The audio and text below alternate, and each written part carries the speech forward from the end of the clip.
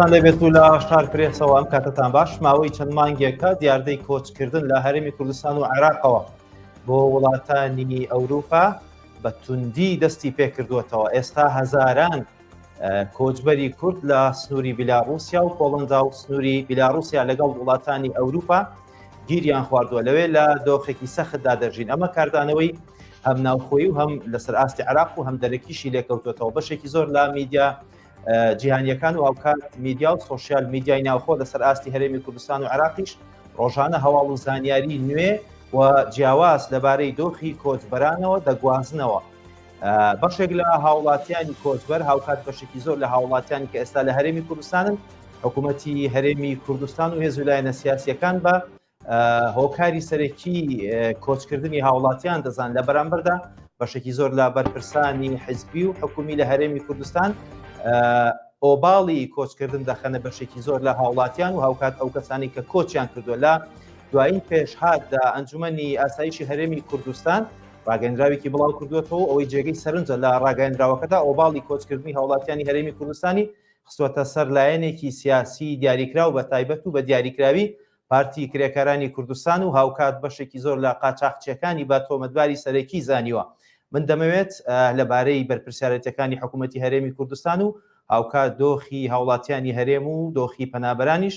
میوانداری بەڕێز پشدەر بابەکرم کردو. دەمەوێت گفتوگۆی ئەو بابەتی لەگەڵا بکەم. سڵاوت لەبێ کاک پشدەر، ئەم کاتت باش. دەمەوێت بزانم ڕاگەیەندراوەکەی ئەنجومەنی ئاسایشی هەرێمی کوردستان چۆن هەڵدەسەنگێنی بە دیاریکراوی ئەو بەشەی کە پارتی کرێکارانی کوردستان و هاوکات ژمارەیە کەسایەتی سیاسی تۆمەتبار دەکات بەوەی کە هۆکارن لە پشت ئەم کۆچەی گەنجان و هاوڵاتیانی هەرێمی کوردستان. بۆ دەرفەتە لە ڕاستیدا یعنی بەداخم بۆ ئەو بەیاننامەیە پێم وابوو دەبوایە عەقڵیەتی دەسەڵاتدارانی هەرێمی کوردستان گۆڕانکاری گەورەی تێدا ڕوویدا بە بەس دەرکەوت ئەم بەیاننامە دەری خست کە ئەم برادرانە ئەم دەسەڵاتە زەڕەیەک لە ئینکاری و لە کە لە ڕقەکانی خۆیان نەهاتوونە خوارێ و نە ئامادەشن بێنە خوارێ. یعنی بە درێژایی مێژوو ئەوانەی ئێستا خەڵکی تر تۆمەتبار دەکەن بە هۆکاری کۆچ بە درێژایی مێژوو بۆ یەک جاریش ئامادە نەبوون بەرپرسیارەتی شکستەکانی ئەم میلەتە بگرنە ئەستۆی خۆیان و بڵێن ئێمە بەرپرسیارین. ئەی باشە لە نسکۆی 1974 چێ بەرپرسیار بوو بۆ ئامادە نەبوون تەحمولی بەرپرسیارەتی بکەن و ڕای بگەێنن کە ئەوان بە جۆرە لە جۆرەکان بەرپرسیارەتی ئەم شکست گەورەیە بوو کە بەسەر گەلەکەمان داهات. بۆ بەرپرسیارەتی کۆماری مەهاباتیان لە ئەستۆ نەگرت و بۆ بەرپرسیارەتی قۆناغەکانی دوای ئەوە هەڵگریسانەوەی شەڕی ناوخۆیان لە ئەستۆ نەگرت. ئەی چێ بەرپرسیار بوو لەو ڕووداوانەی کە لە شەڕی ناوخۆدا ڕوویدا لە پێش 1991 بۆ ئامادە نەبوون بەرپرسیارەتی ڕووداوەکانی دوای ڕاپەڕین لە ئەستۆ بگرن. ئەمانە بۆ هەر شکستێکیان لایەنێک دەدۆزنەوە حلاقەیەک دەدۆزنەوە شکستەکەی خوانیت پێدا هەڵواسن.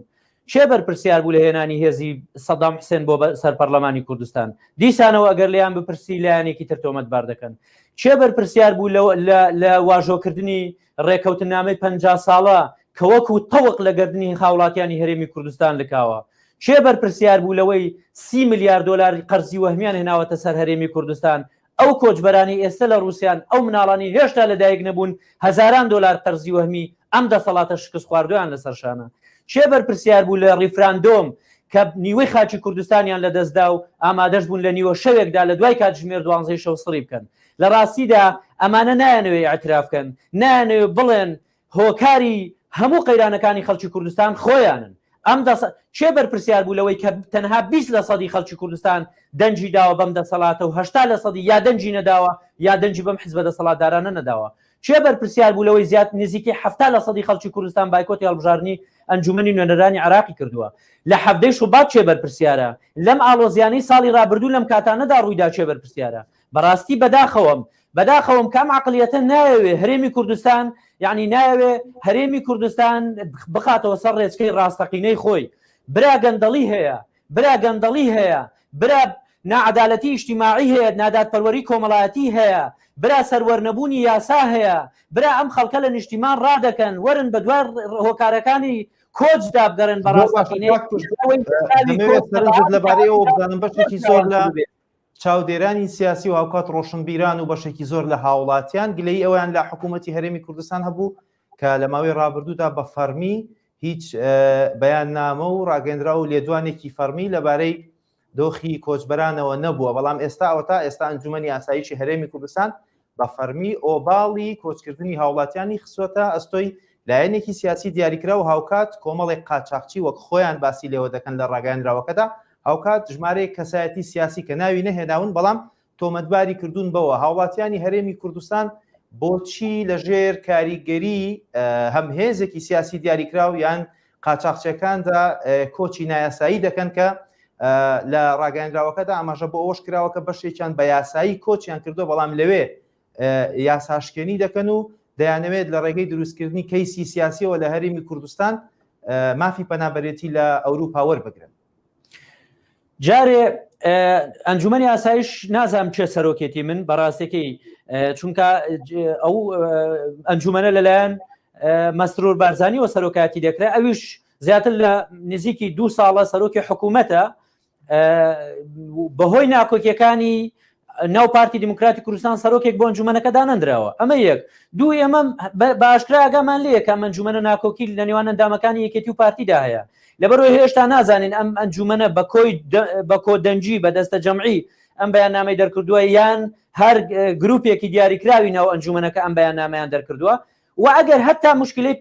پەکەکە چێنایە باشووری کوردستان ئەی بۆ نەگەڕێنەوە بۆ ڕێکەوتنامەی ساڵ 1992 لە ماڵی کەریمخانی برادۆست واژۆ کرا کە پارتی دیموکراتی کوردستان نوێنەری تێدا بوو یەکێتی نیشتیمانی کوردستانیش نوێنەری تێدا بوو فواد معسووم نوێنەری یەکێتی بوو سامی عەبدوڕەحمان نوێنەری پارتی دیموکراتی کوردستان بوو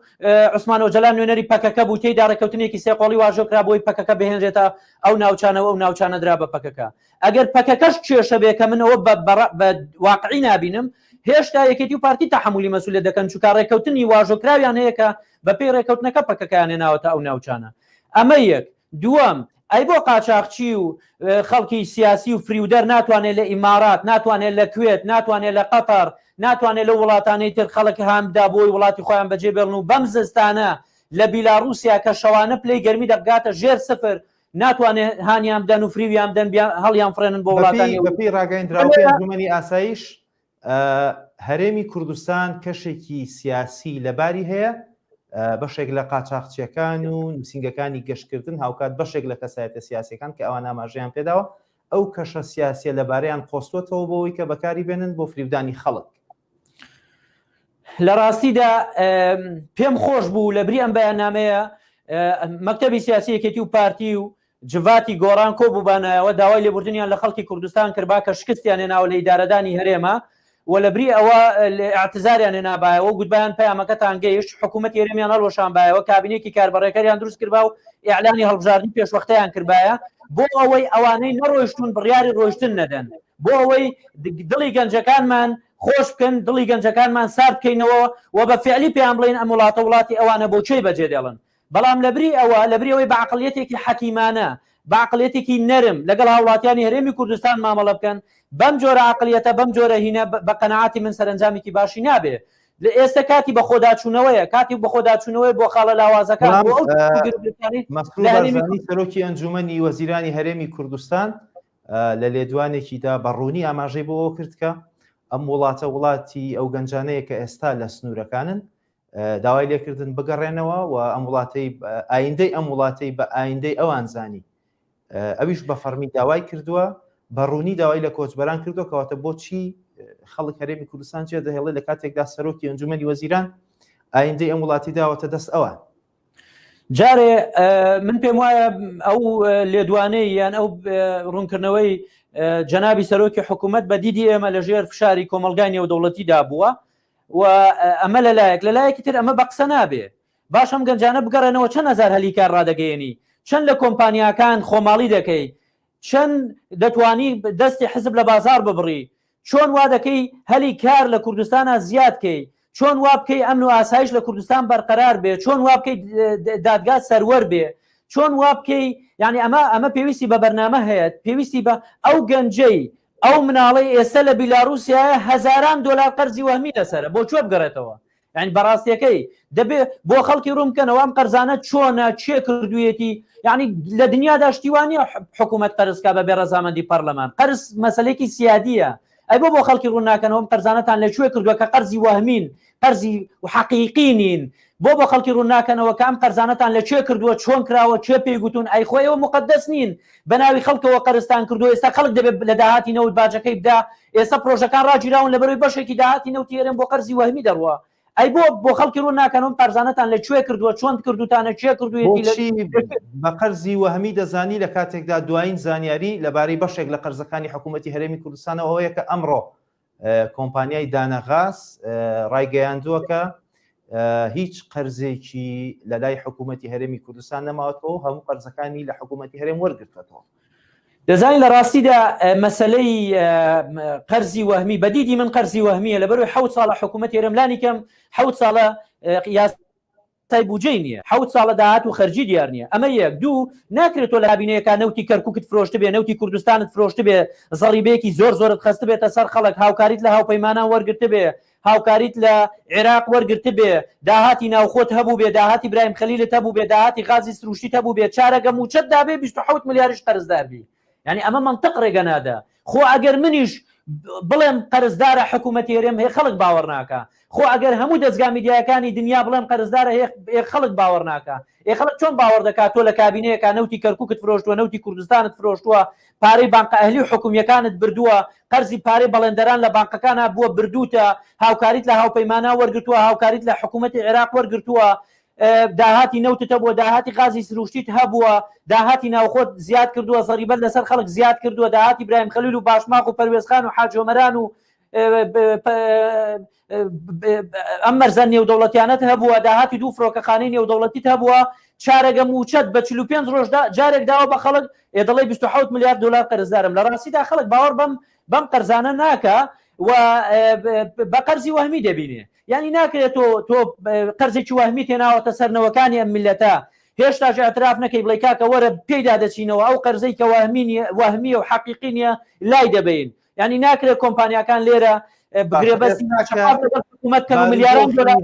کوردستان هەم بارودۆخی سیاسی هەم بارودۆخی بژێوی ژیانی هاوڵاتیان بەم جۆرەیە کە جەنابەت باسی دەکەیت ئەوەش بۆ چوونی فەرمی حکوومەتی هەرێمی کوردستان و ڕاو بۆ چوونی بەشێکی زۆر لە بەرپرسان دیارە لە چەند ڕۆژی ڕابردووە دۆخی هاوڵاتیانی هەرێمی کوردستان لە سنوورەکانی بیلاڕوسیا بەو جۆرەیە کە دەیبینین کەواتە هیچ هۆکارێک لە هەرێمی کوردستان بۆ مانەوە و بۆ بیرکردنەوە لەوەی کە چاک بکرێت نەماوە یان دەکرێت دەریچەیەکی نوێ بدۆزینەوە بۆ ئەوەی کە ئەم دۆخە بە ئاقارێکی باشتردا بڕوات. من بە هیچ شێوەیەک لەگەڵ کۆچی گەنجەکانمانە نیم کۆچی هاوڵاتیان هەرێمی کوردستانە نیم چونکە بەڕاستی یعنی تا ئەم لەحزەیەش من پێم وایە ئەمە ڕێگا دروستەکە نییە ڕێگە دروستەکە ئەوەیە هەموو لایەک بەیەکەوە دەست بخەنە ناو دەستی یەک لە چوارچێوەی پرۆژەیەکی نیشتیمانی لە دەرەوەی یەکێتی و پارتی و گۆڕان لایەنەکانی تر پرۆژەی ئالتەرناتیڤ پرۆژەی جێگرەوە بخەنە بەردەم و تاوتوێ بکەن بۆ ڕزگارکردنی ئەو دەستکەوتەکەمانەی کە لە هەرێمی کوردستانە ماوە و بۆ پاراستنی ئەو دەستکەوتانی لە هەرێمی کوردستانە ماوە بەڕاستی کۆچکردن بۆ وڵاتانی دەرەوە بۆ خۆشی یعنی ئەوەش سەرەتای ناڕەحەتی و معاناتە بەڵام بەو معنایە نییە کە دەسەڵاتدارانی هەرێمی کوردستان پێیان وابێ خەڵک شکستی ئەوان نابینێ یان خەڵک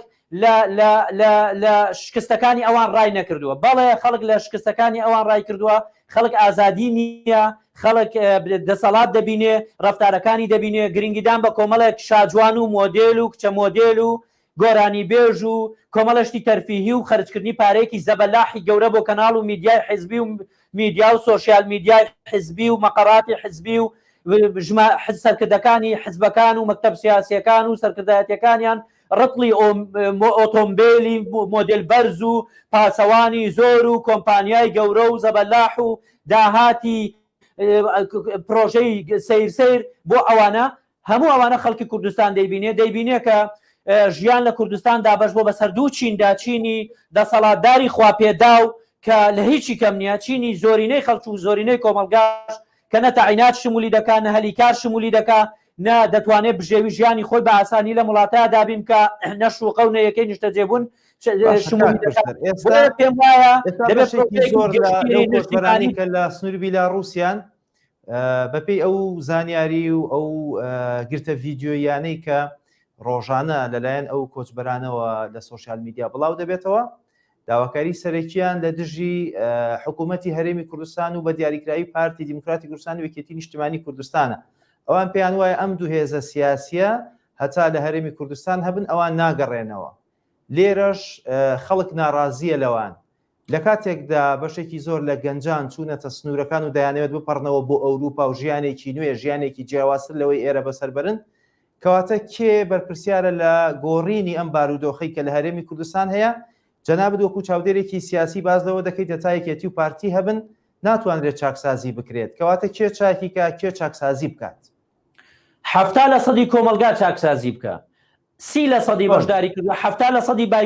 بایکۆتی کردو ئەم 70% لە چوارچێوەی پرۆژەیەکی نیشتیمانی ڕازگۆ لە چوارچەوەی بەرەیەکی نیشتیمانی ڕازگۆ پرۆژەیەکی جێگرەوەدا دەست بێنن بۆ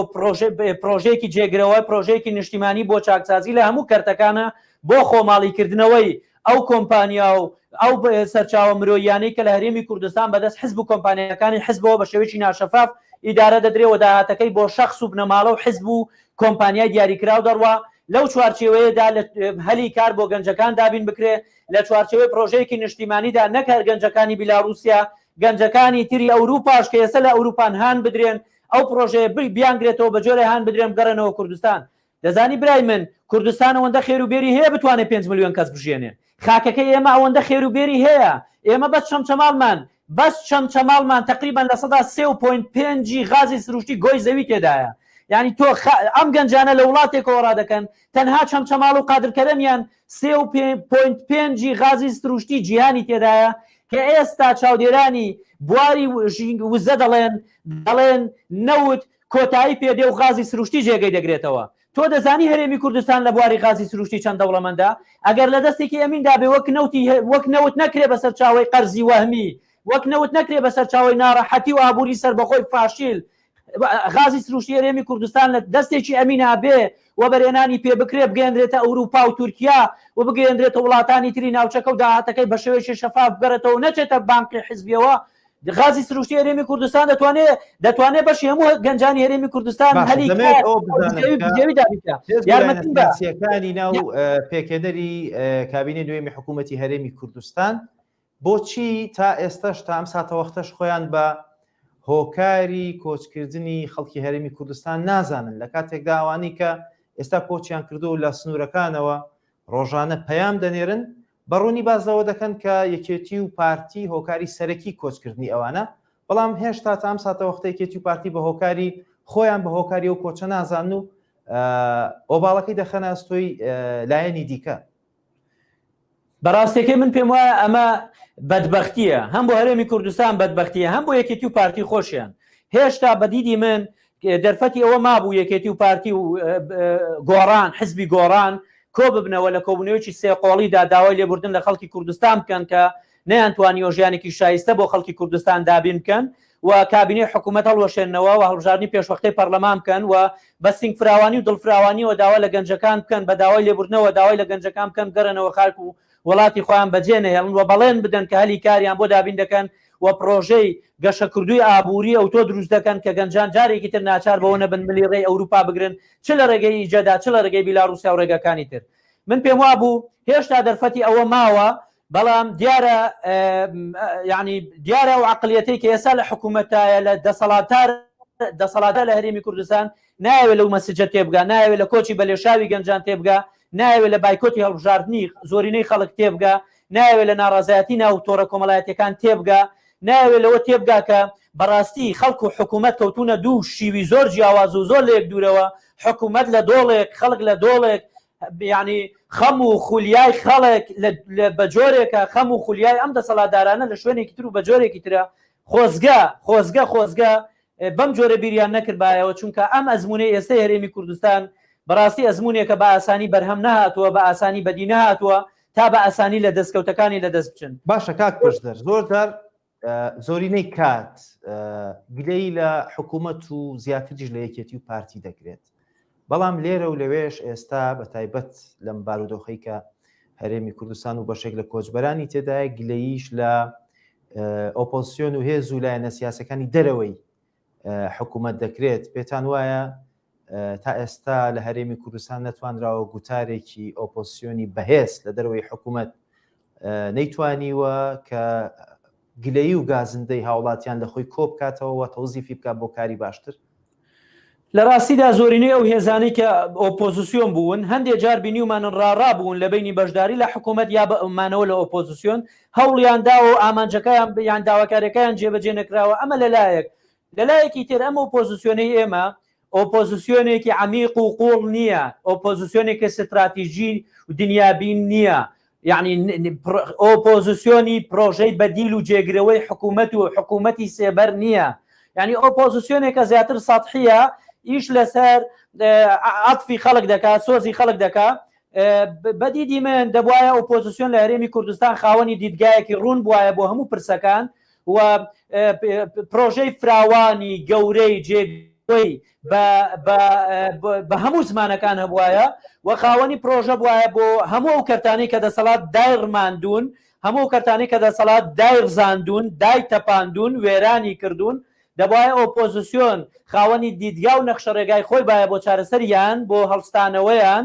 بۆ ڕاستکردنەوەیان بە مەسەلەی کۆچی گەنجەکانیشمانەوە لە ڕاستیدا ئۆپۆزیسیۆن یعنی دەیتوانی لە چوارچێوەی بەرەیەکی نیشتیمانیدا لە هەڵبژاردنەکانی پێشوودا و لە چوارچێوەی دیدگای دەرەوەی یەکێتی و پارتی دیدگایەکی تر نمونەیەکی تر ئەزمونێکی تری قوڵی ستراتیژی بۆ حکوومەتداری و بۆ ئیدارەدانی هەرێمی کوردستان بخاتە ڕوو تەڕحکە بەڵام دەبێت پرۆژەی ئۆپۆزیسیۆن بەڕاستی لە خەڵک بە جۆرە لە جۆرەکان لە ئۆپۆزیسیۆنیش و لە دەسەڵاتیش بمانەوە و نەمانەوێت لە هەردووکیان هەر بێزارە بۆیە دەبێت پرۆژەی ئۆپۆزیسیۆن پرۆژەی ئیلە نیهایە بێ بۆ گەیشتن بە دەسەڵات بێ نەک بەشداریکردن لە دەسەڵات نەک شەریک پێکردن و هاوبەشیکردن پێدەسەڵات دەبێت ئۆپۆزیسیۆنی ئێمە بەڕوونی کۆمەڵی خیتابی هەبێ سیاسی لە هەرێمی کوردستان هەیە کە بۆنی ئەوەی لێ بکرێت کە بتوانێت بەو جۆرە ئۆپۆزیسیۆن بوون ئەزمون کات کە جەنابەت باسی دەکەیت لە ڕاستیدا من لەم قۆناغیان نایبینم هیوادارم دروست ببێ ئۆپۆزیسیۆنێک بێ پرۆژەی قوڵی ستراتیژی بۆ هەموو کەرتەکان هەبێ پرۆژەکانی بخاتە ڕوو ئۆپۆزیسیۆنێکی شەرمن نەبێ دوجار ئۆپۆزیسیۆنی شەرمن زۆر مەترسیدارە شەرمن نەبێ ڕازگۆ بە حکوومەتی هەرێم و بە یەکێتی و پارتی بڵێ ئێمە دەمانەوێت دەسەڵاتان لێوەرگرین ئەمەش پرۆژەی جێگرەوەمانە ئێوە 30 ساڵە حکم دەکەن فەشەلتان هێناوە لە ڕازیکردنی خەڵک لە ڕازیکردنی گەنجان لە ئیدارەدانی وڵات لە گرێبەستی نەوتی لە کەرتی تەندروستی لە هەلی کار لە هەموو کێشەکانی لە ئاوەدانکردنەوە لە پێگەی هەرێم لە دەرەوە لە پێگەی هەرێم لە راپۆرتەکانی وەزارەتی دەرەوەی ئەمریکا لە پێگەی ڕێم لە راپۆرتە نێودەوڵەتیەکان لە هەموو ئەمانە شکستان هێناوە ئێمە ئۆپۆزیسیۆنێکی ڕاستەقینەی حەقیقین ئەمە پرۆژەمانە بە ئاشکرا دەمانەوێت دەسەڵاتان لێوەرگرین نەک ئۆپۆزیسیۆنێک بێ لێرە داوای چاکسازی بکە و لەوێ داوای شتێکی تر بکە و هەوڵ بدا جارێ هەوڵدا بۆ دەسەڵات و جارێ بەشداری بکە و جارێ بەشداری نەکا و یعنی ئەم ئۆپۆزیسیۆنە بەم شێوەیە نەبێ بە قسەی خۆی بە کۆمەلگا بڵێ من پرۆژ بەدیلی حکوومەتم بەدیلی ئەم دەسەڵاتم ئەمە پرۆژەی منە بۆ کەرتی تەندروستی ئەمە دەکەم بۆ کەرتی پەروەردە ئەمە دەکەم بۆ کەرتی نەوت ئەمە دەکەم بۆ کەرتی گشت و گوزار ئەمە دەکەم بۆ ئازادی ڕادەربڕین ئەمە دەکەم یعنی پرۆژەی بەدیلی جێگرەوەی بۆ یەکێتی و پارتی و دەسەڵاتەکەیان هەبێ و تێشیدا پرۆژەکە بابەتێک کە بەڕاستی جێگەی سەرنجە و ڕۆژانە هەم لەناو هاوڵاتیان و هەم لە سۆشیال میدیاش گفتوگۆی جۆرا و جۆری لەسەر دەکرێت ئەویش ئەوەیە کە بەشێک لەو کۆچبەرانی ئێستا لە سنوورەکانن بە پارەیەکی زۆر گەیشتونەتە ئەوێ و بە فەرمی گەشتیان کردو وەک لە بەیاننامەکەی ڕاگەندراوەکەی ئەنجومەنی ئاسایشیش ئاماژەی پێکراوەکە ئەوان گەشتیاری فەرمی بوون و بە پارەیەکی زۆر گەیشتونەتە ئەو شوێنە ئەگەر کەسێک هاوڵاتیەک خێزانێک ئەو بڕەپارەی هەبێت لە هەرێمی کوردستان کە وەک جۆرێک لە خۆشگوزەرانی تەماشا دەکرێت کەواتە بۆچی ئامادەیە ئەو هەموو پارەیە سەرف بکات تەنیا لەبەرەوەی هەرێمی کوردستان بەجێبهێڵێت لە ڕاستیدا ئەگەر ئێمەش گوتبامانە ئەو گۆشتیارانەی ڕۆیشتون پارەیەکی زۆریان پێ و لە کێشەی دارایی هەڵنەهاتوون بەڵکو ئەمانە بەهۆی نەبوونی ئازادی بەهۆی دەست نەکردنی دەسەڵات بەهۆی کێشەی سیاسی بەهۆی گرتنی خەڵک و چالاکوانان لەسەر کۆمنت و سۆشیال میدیاوە هەڵاتون دەبوو دەسەڵات ڕەتی کردبایە و گوتبای ئەمانە خەڵکێکن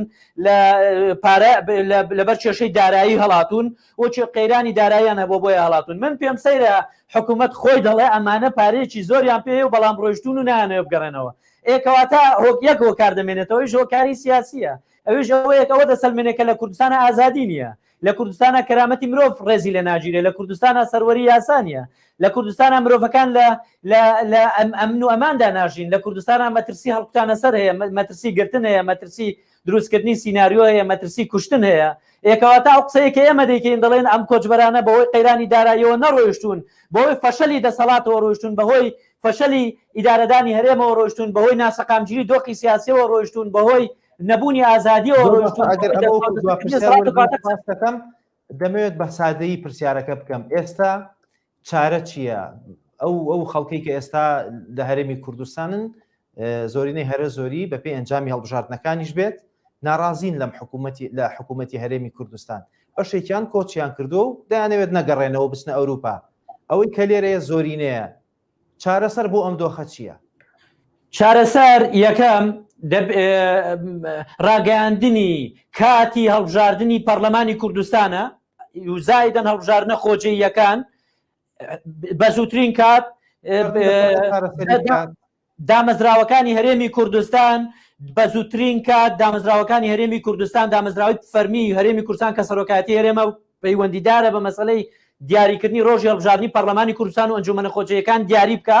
و زائیدەن لایەنەکانی دەرەوە یەکێتی و پارتی کە 70% خەڵک بایکۆتی کردو و ناڕەزیایە لەم دەسەڵاتە و ئەوەشی بەشداری کردووە بەشێکی زۆری دەنگی نەداوە بە یەکێتی و پارتی یا دەنگەکەی سووتاندووە یا دەنگی بەلایەنەکانی ترداوە. هەموو ئەو لایەنانی دەرەوە یەکێتی و پارتی و گۆڕان لە چوارچەوەی بەرەیەکە لە چوارچەوەی پرۆژەیەکی نیشتیمانیدا خۆیان ڕێکخەن و دەسەڵات لە یەکێتی و پارتی وەرگرن بە شێوەیەکی ئاشتیانە ئاڵوگۆڕی دەسەڵات بکرێ. ئەگەر ئاڵوگۆڕی دەسەڵات بکرێ دڵنیات دەکەم گەنجانی کوردستان دڵنیا بن غازی سروشتی هەرێم، نەوتی هەرێم، زەویە کشتتوکاڵەکانی هەرێم، جۆپۆلیتیکی هەرێم، دەواازە نێودەوڵەتەکانی هەرێم،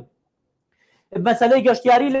هەرێم، مەسەلەی کشتتوکاڵ لە هەرێم، مەسەلەی ئاوی شیرین لە هەرێم، هەموو مقاوماتەکانی مەسەلەی ئاسن لە هەرێم، هەموو مقاوماتانەی تێدایەکە کە هەرێمی کوردستان لە ماوەیەکی کەمدا ئابوووریەکەی گەشە بکە بەمەرجێک ئەم سیستمی حکومرانەوە و دەسەڵاتی ئێستا لە کوردستان بگۆڕدرێت. زۆر سپاس بەڕێز پشدەر بابەکر چاودێری سیاسی، سپاس کە لە سلێمانیەوە لەگەڵمان بوویت. بینانی بەڕێز ئێوەش هەر شاد من، سپاس بۆ ئێوەش کاتێکی خۆش واتان لەگەڵ بێت.